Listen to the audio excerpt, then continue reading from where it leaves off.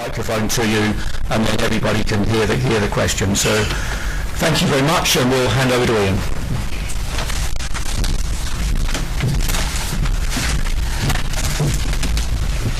Thank you, Nigel. Hopefully Alex is going to fire up the presentation.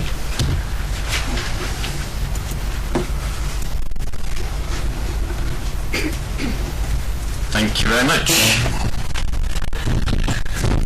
So, I'm trying tonight not to speak too much about the law. There is a new Defamation Act which came in on the 1st of January, and it has updated the law considerably. But I'm a litigator. I've litigated, as Nigel said, for 15 years, and the only advice I can give you is do not litigate. Do not go to court. Court is a miserable experience. People think that they get their day in court and they have their day of justice and they think it's wonderful and truth will without. Well, I can tell you a story which is a little anecdote. When I was a very junior lawyer, we were acting for the Sunday Times, and a journalist had this story. It was about a cyclist. He'd won a couple of Tour de France's, and they got this scoop. He took drugs. And so it was a brilliant scoop, and we had a preliminary issue, and the issue was what did the words mean that were published in this Sunday Times article. And because of the way the court system works in the law of defamation, words have one meaning. Does that sound odd? Should do, because I think we all know words have many meanings. Lawyers make our living out of words having many meanings. If they didn't have many meanings, we'd all be out of jobs. So we love the fact that words have lots of meanings, but when you're in defamation, words have one meaning. There is a single meaning rule. This cyclist was called Lance Armstrong. We went on a preliminary issue and we lost the preliminary issue, which basically said we had to prove that we could show that he took drugs. And the evidence that we had did not show he took drugs, but the wording in the article meant that we lost that preliminary issue. The Sunday Times paid damages. The case was settled out of court as it happened. And then guess what happens all these years later? He did take drugs. And the Sunday Times is suing for the money back that he got in damages at that time because he was the liar and the cheat that he was accused of being back, I think that was in about 2002. So, that's why you don't go to court, because maybe 12 years later the truth will out, but generally it could take 12 years. And so what I'm going to really talk about tonight is how to try and keep you out of trouble. And I'm going to put it in the context of hopefully two areas. The first is if you are either directly asked questions by a journalist or the media, or if you're having to advise somebody in your organisation how they should speak to the media, what they should be saying. And hopefully this will sit with what's going to be talked about in July. You've also got invited to a social media seminar about yourselves on, is it Tuesday? So it should tie with that, because the second bit's going to be a demonstration of how not to engage in social media. Because one of the things that I often get phoned up about is either a general counsel or a lawyer in the in-house team is being screamed at, and I'm sure you're aware of this. It's somebody high up in the organisation saying, sort it out, stop the problem's huge. And what the problem is there's a little tweet or there's a blog somewhere which says something that's slightly rude about the chief executive, and you sort of say, well, if we start escalating this, especially if you phoned a lawyer, if you want me as a lawyer to escalate this, there's only one thing that's going to happen to this story, and it's not going to go away. We are going to make it bigger. So what we need to do is we need to take the heat out of the situation. So I'm going to talk a little bit about how to do that. So that's nothing to do with the first slide, but that is basically what I'm going to talk about. So I do have to set it in the context of the law, and in essence we're really in the area of defamation. The difference between libel and slander is simply libel is written and slander is spoken, and I've already touched upon the single meaning rule. You may or may not know in a high court situation, which is where defamation is tried, it's still a jury trial, which is the reason why we have a single meaning rule. It's so that you can put a question to a jury and say, would a right-thinking member of the public attribute these words this meaning? And if they say yes, it's defamation. If they say no, it's not. And that's why we have this single meaning rule. It's a legal fiction, but it means you can put a question to a jury which you wouldn't otherwise be able to do. And that's the test. Lowering a person's reputation in the estimation of right-thinking people. It applies to you as individuals. It also applies to companies. So companies have a reputation. My other hat that I wear as an intellectual property lawyer, I spend all my time protecting brands. So I deal with trademarks. Why do people invest in brands? Because it brings in custom. You lose the strength of your brand, you do what Gerald Ratner did and stand up and say we sell crap, and your business goes down. That's lowering yourself in the esteem of right-thinking people. So that's what defamation law is designed to protect against. Now the big change in the law that came in is this addition of having to prove serious harm or serious financial loss. So that was the big change in the Defamation Act which came in on the 1st of January. And this could be a big problem for corporates, because what is harm? Is it a diminution of the share price? Is that harm to the corporate? Or is that harm to the investors? We don't know how this is going to play out. So this is a hurdle that when somebody makes some off-the-cuff remark, the question is it going to cause serious harm? And that's one of the things we have to test really hard when we're thinking about corporates in particular, and the chief executive is shouting at us. We need to say, where is the harm going to be? The other changes, which are in essence just changes of terminology, are in the defences. Truth. If something is said that's true, it's not defamatory. You might not like it, but if it's true, that used to be justification. Honest opinion. We used to have the idea that the ability to demonstrate what you're saying is an honestly held belief. The law is a bit simpler around that, and so if you're dealing with the media, what you have to be careful about is giving them sufficient grounds so that they could have an honest opinion based on what you've said, because if they can say that, then that is a defence.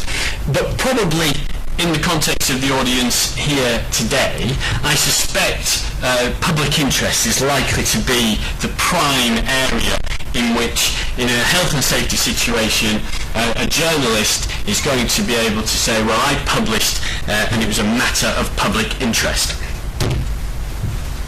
Related to defamation, malicious falsehood, it's a slightly different test. It's not statute law, and it has to be done with malice. So this is probably only relevant if you've got a journalist or somebody who's going after you, and they've got a course of conduct, and they really want to get you. You're public enemy number one, and they're going after you.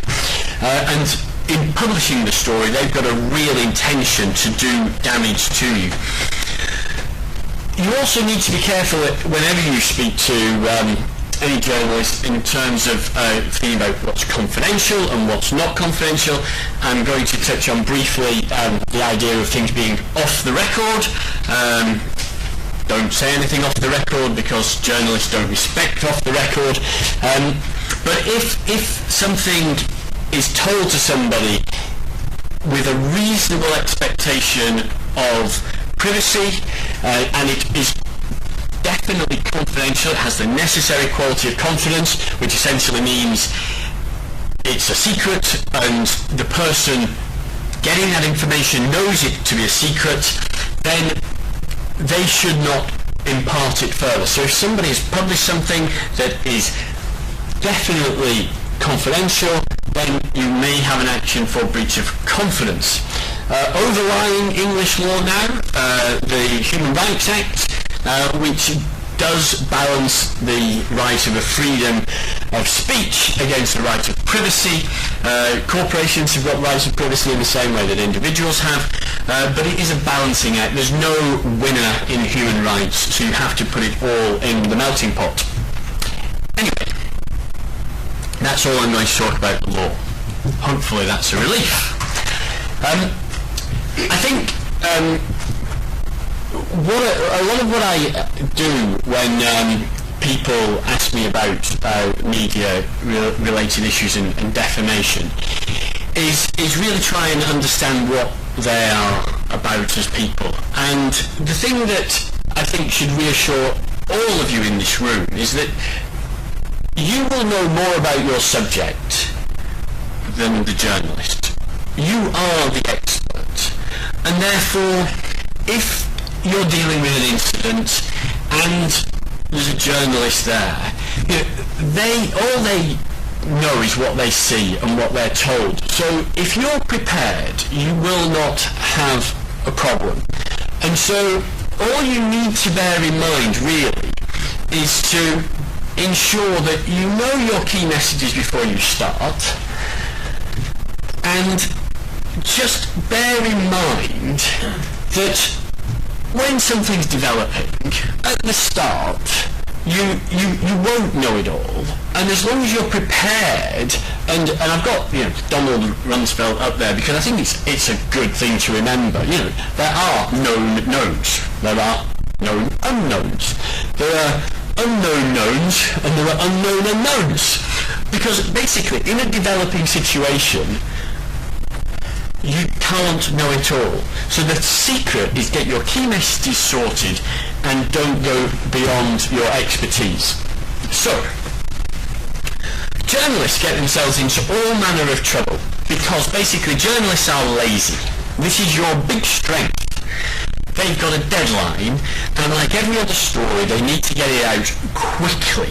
So, bearing that in mind, they're under the pressure. They'll be pressuring you to try and get as much information in as short a time as possible. So you are in the hot seat in terms of what they are being told. Now, the way that defamation law works is most stories, and it's sort of 99% of the time, give organisations the opportunity to comment on stories first. There's a reason for that, because they get a better defence if they get it wrong and you've had the opportunity to comment on the story, and if you have not commented when you've been given an opportunity to, that assists journalists in their defence. But what is very bad as a media message is to say no comment, because effectively it always looks like an implied admission. So if you can comment, you should always comment.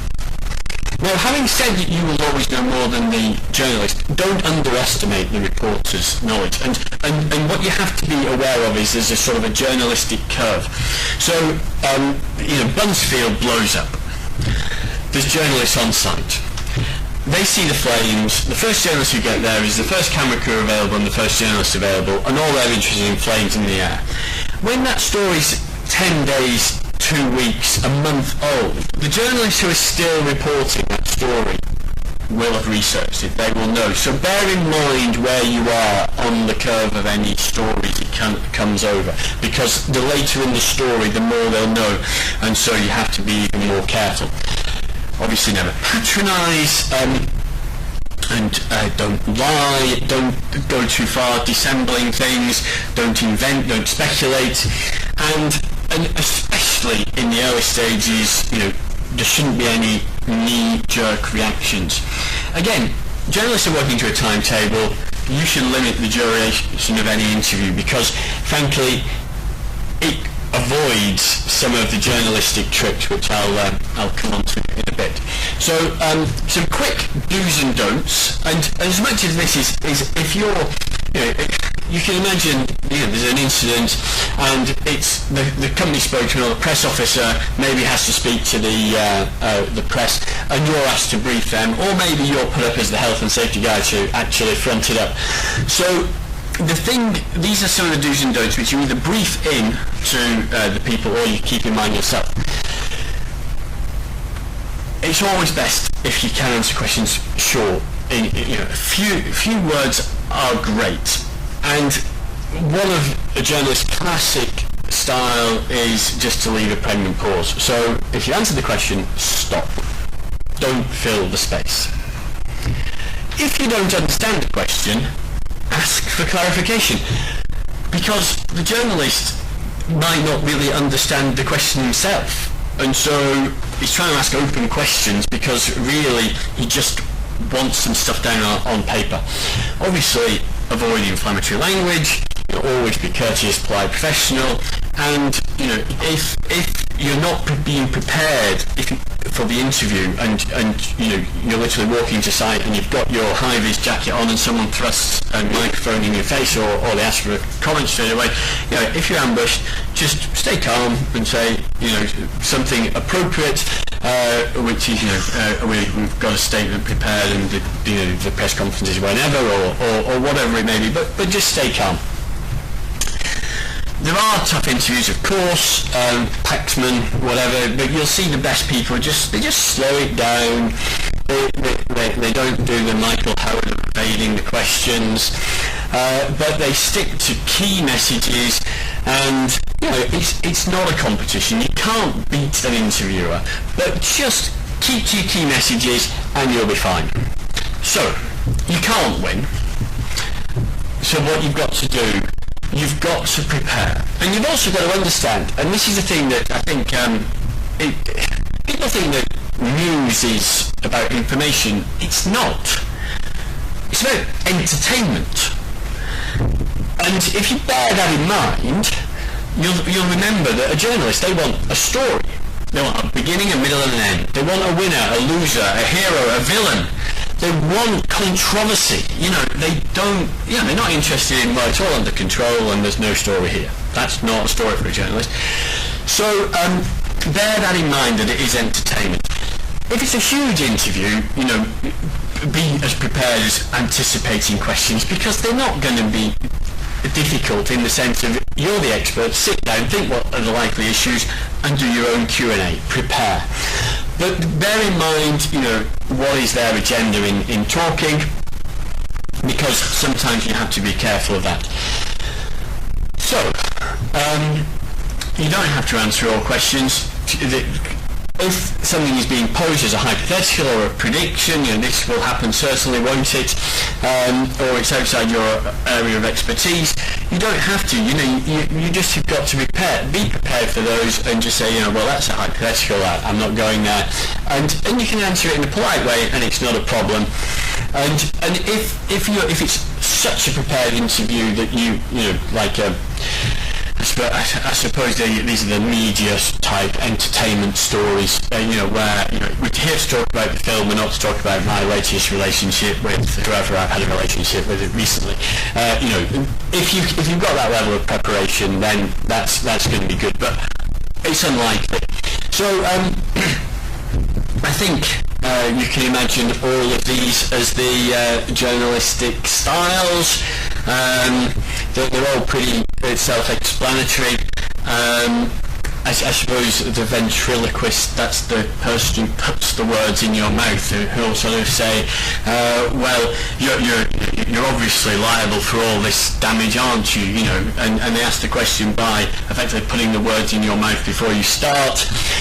The false logician, he's a good one. He adds 2 and 2, and before you know it, it's 1 million, and adds things together. Sometimes it's because they don't know any better, but these are the standard techniques. The silent inquisitor is the person who lets you fill the space, and they get some of the best stories. And similarly, the innocent, sort of, I don't really understand this, can you just help me out? And these are the styles of interviewers that get the best results. So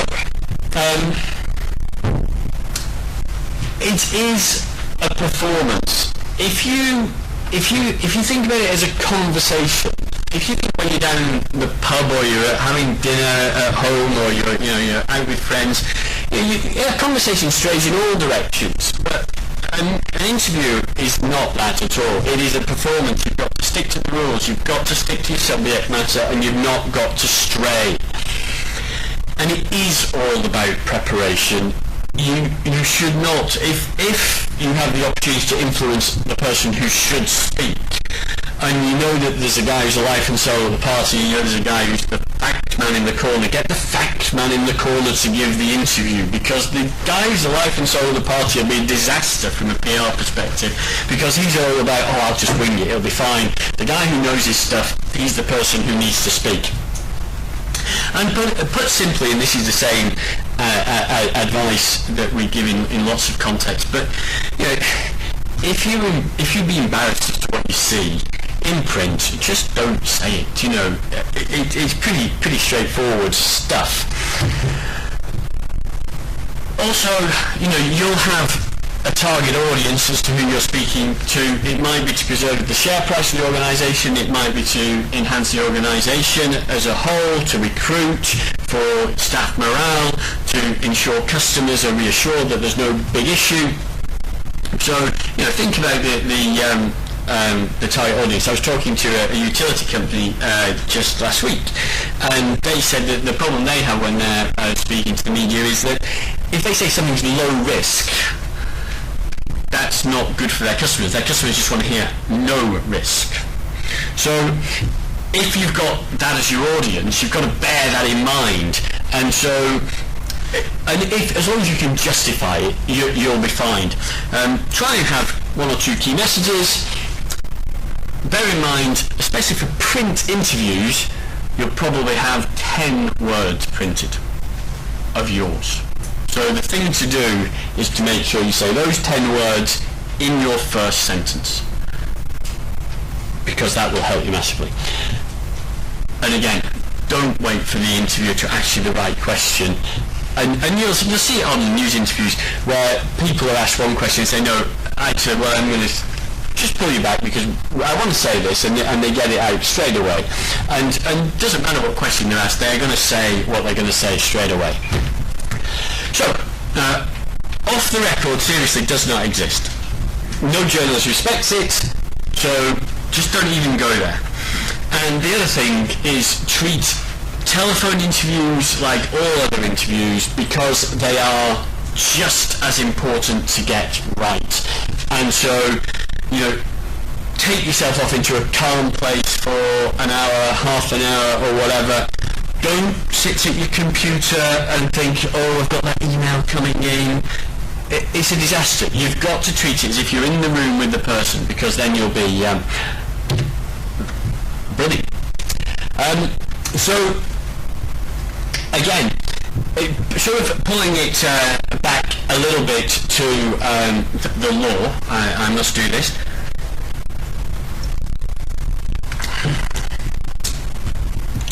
What happens when something's published that you don't like? Well, what we have to do as lawyers, we have to set it out in a detailed letter of claim. There is a rule, it's called a pre-action protocol. We have to write a letter, it has to include lots of standard information. So if something has been said, in order to get something retracted, it's out there already, and this is where it can start to get to escalate things. So even if something seems to have gone wrong, when you're identifying what has been said that looks like it might be defamatory or it might have some other problem with it, we as the lawyers have got to set it out in a lot of detail. And so if it's just, it's a bit of an exaggeration or it's not quite factually correct, it can be quite difficult to sort of pull it back, because we have to identify the words that they're complained of and what meaning we attribute to them for this single meaning rule. And then we also have to attribute what damage has occurred as a result. And sometimes if there's a big fatal injury or something, well, is the damage that's occurring to the organisation because there's been a fatal injury, or is it because of the story? And I think you don't confuse the two, because, you know, for a court, they have to try and work this out and separate it. Now, if you're getting advance notice of a story, it's possible to try and get an injunction beforehand, but generally, if they're going to say it's true, justify the claim, then injunctions are rarely possible. So this is the other reason why, if you're prepared and you don't put your foot wrong before you get there, then you'll be in a much better place, because it's very difficult for us to get an injunction to stop a story. So if you've said something, I'm afraid the reality is it will be published and it will be out there, because it's that human right balance of that right to freedom of expression versus, you know, your own private rights. It's very hard to balance those two. There are guidelines which say certain things shouldn't happen, but again, they're generally in favour, funnily enough, of printing, you know, the old maxim, publish and be damned. So, moving on a little bit, because I think much of my work sort of has changed, you know, from sort of the days of seeing stories from the News International stable for pre-clearance. Now, generally what I'm asked about is, there's something online, what can we do about it? And I think the really interesting thing about social media is just, one, how quick it is, and if you're in a large organisation, you'll have feeds that go into your press office, and they will monitor your company's name and stories, and they'll make sure that it's all monitored, and they get everything. And so the real skill is then to determine what's important, what's not important, and to see if it's going to develop into something bigger and whether it needs intervening. But the risk, and this is the real risk, and most of my work now, if I'm involved at all, it's not on a Pinsent Mason's letterhead. It's on the company's own platform, or maybe it's a tweet that says, just picked up your comment, please send me a private message to this Twitter account and we can discuss it. Get it off the airways, but it's not me jumping in there with my boots saying we're going to injunct you, we're going to stop you. Because once it starts to mushroom, and once it starts to escalate, there's very little I can do. The genie is out of the proverbial bottle. So there is this Clue Train manifesto. I've no idea where it came from, but I think if a story is developing online and it's impacting your work, bear in mind this is kind of the way that people regard blogs and Facebook posts and Twitter. It's very immediate, it's very natural. It's, you know, obviously Sally Bercow got herself in a lot of trouble for defaming Lord McAlpine, but generally, you know, it's just instant, and it's gone in an instant. So you're having conversations in a way that, you know, just weren't possible previously. And so some of this is just pub chat. So when do you intervene in pub chat? High profile cases, when they say we're going to blow up Birmingham Airport. You know, because when can you not take those things seriously? Especially, you know, in your profession. I mean, when do you know, raise the stanchions and you've got that? Well, probably when you get that sort of threat in any situation, but do you get the lawyers in to do something about it, or do you just heighten the security around the building? You know, these are the sort of questions that you have to ask. You know, there are no secrets. Well, I mean, obviously that's not strictly true, but I think that the point is, you know, if you go on TripAdvisor to see what your latest holiday destination is going to be like, you get some good reviews and some bad reviews, and it's up to you to determine which you are going to listen to. And so that's why we say there are no secrets, because it's all out there. Now, one of the things that's really important for you is that, and hopefully this is something that your President-elect will cover next meeting, is how do you communicate your message? And because there's like a corporate voice which only tells the truth of Big Brother, and it's always, the world is shiny, another sunny day in Happy Land. Whereas actually, if you want to have a more honest conversation, who is giving those different messages? And it's quite difficult, because you might want a message to consumers which is reassuring, but you might want a message to some other audience which is a bit more open. I don't know. There are a variety of voices which you need to engage different people with online. And if you are speaking of Big Brother, the sun's shining again in Happy Land, well, it's not going to be believed. And so when you're dealing with the social media, you have to be alive to that. So, sorry, I've blown it now, haven't I? Apologies first.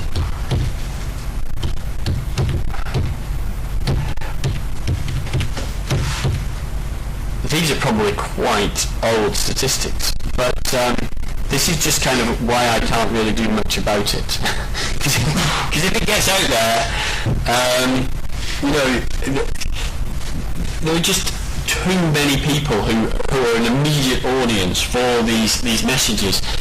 So there are all manner of stories of Max Mosley trying to put the lid on his sex life. Once it's out there, it's out there. It didn't stop him suing all the way to the European Court of Human Rights to try and tell people and he successfully said that he wasn't engaged in Nazi sex parties or something. But the fact is, I don't think people thought he was this great guy after proving that he wasn't involved in those events, because there were pictures of him which were not particularly complimentary out there, and are still out there. So we can't put this genie back in the bottle, despite what general counsels and chief executives tell me to do. They said stop it, and so my message now is I can't, so be prepared and get the right message out there in the first instance. So here's a few sort of good examples of how to use social media in a very positive way, and I think this was probably contrived between Cadbury and Yorkshire Tea, but basically these are a series of tweets which basically it's just a little story of what social media can do in conversations that you couldn't previously have. But basically, I think it was how to get some free Jaffa cakes and some free Yorkshire tea. So if you use it in the right way, you can have a bit of fun. However, you can really get it wrong, and this cuts across a couple of why I deal with reputation from defamation all the way through to trademarks. Because if you use somebody else's trademark in a way that is detrimental to its reputation, that's trademark infringement, if you do it in the course of trade. And so Nestle were upset because and you can see it on YouTube, there's an advert where basically a guy's having a Kit Kat and he opens his Kit Kat, and rather than being bars of chocolate, it's the fingers of gorillas, and it's pretty gruesome, and it's just saying basically because of the way that cocoa is planted in rainforest areas, gorillas are being displaced and are becoming endangered species. And that's the message. And Nestle complained because Greenpeace used this Nestle Killer adaptation of the Nestle Kit Kat trademark. And law's complicated, so it's also a copyright work, a small point. But Nestle went all heavy-handed, and basically what I've got here is sort of some of the exchanges.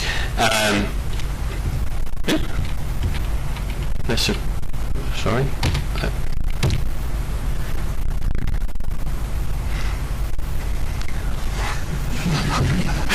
Okay, that won't stay on the page, but basically, apologies for that. It's basically saying, because it was posted on the Nestle official website, and so somebody said, you've seen this video, and they said, it's the Nestle killer, and the guy who's monitoring the blog is basically saying, well, that's not really fair, please don't use our trademark, you can say what you want, but don't use a corruption of our trademark, and it goes on and on and on, and it's just terrible, because it's public, it's just a conversation you wouldn't have anywhere, and you certainly wouldn't have it online. So if there's a problem, if you are being criticised as an organisation online, take it offline. And the thing is, if I write a letter to that website that's posting nasty things, you know what they do? The first thing they do, they post my letter on that website saying this is what the nasty lawyers from Big Corp have sent me. Does that help? No, it doesn't. And I'm really sorry that that's not sticking, and I don't know how to make it stick. But I'm sorry, but it's a really good example of just exactly why. If somebody posts something bad about you, probably try and ignore it. Try. And so even in whatever is happening that people are reacting to in your environment, some things do need to be dealt with, but basically try not to engage with it on social media. And as a result of this, Nestle had a huge dip in their stock price.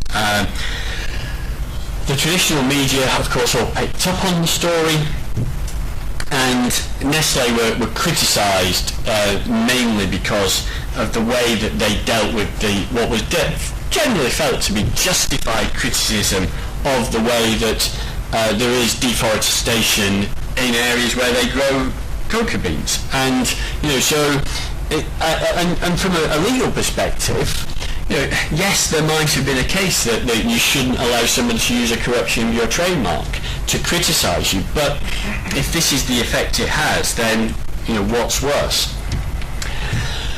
So I'm presuming that you all have policies and guidelines which deal with the various ways to deal with complaints. You'll have comms procedures. Hopefully you'll have procedures to do with positive and negative PR. If you're a good enough organisation to have some friendly journalists, you might be able to give a comment on a story with some negative PR, as long as they also publish a story that's got a bit of good news as well. Again, it's not always possible.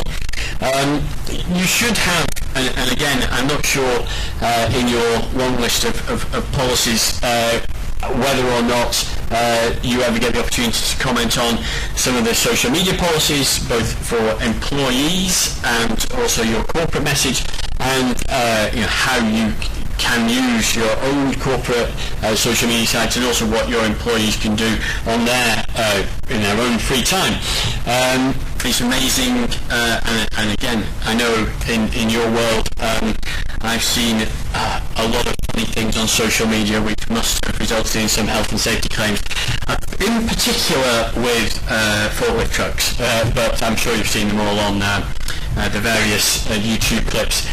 And of course, in the crisis management situation, again, I'm hoping beyond hope that as part of those procedures that are all in place, a large channel of it is getting the PR right. Because what's important often is not necessarily being there with all the information immediately, but what's in the social media context, what is most important is being first.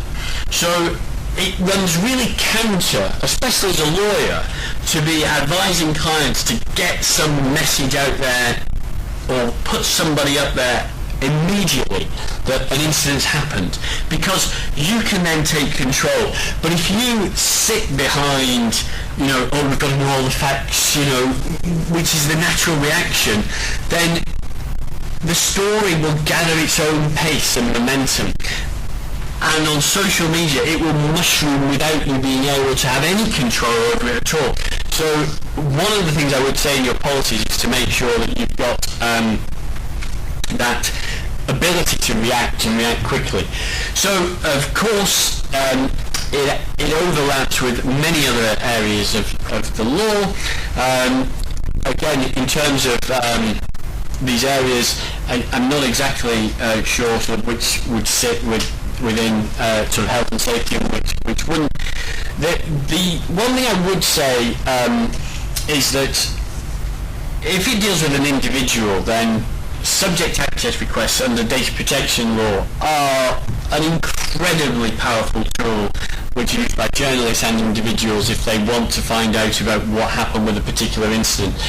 And in essence, if they are capable of being identified as an individual, then they're entitled to receive that information, and they pay £10, I think, and you have to respond within 2 weeks. And in the context of various inquiries that might be going on, that's a way that can cut through a lot of other procedures. So you've got to be very careful as to what you record and how you record it. And similarly, if you're a public body, Freedom of Information Act requests as well can be similarly invasive and can get a lot of information. And a lot of the stories in the media, they are literally just stories written because journalists have written to the police forces and they've just said, please give us, under Freedom of Information legislation, your crime statistics on a particular issue, or and that's how they get their stories. And the next week, 32 police forces have responded out of the 50, and the question is what's happening with the other 18, and you can't really manage it in a way that you could have previously. So 5 minutes to spare. Nigel said don't speak quickly, because at Millwall the commercial director was a brilliant speaker, but the day just went ahead. I was left with this graveyard slot of like 20 minutes to go, and so I raced through quite a bit of what I've covered today. But I inevitably, I am enthusiastic. I do actually enjoy what I do, so I inevitably, Nigel, do race through it as well. But now I am open to questions.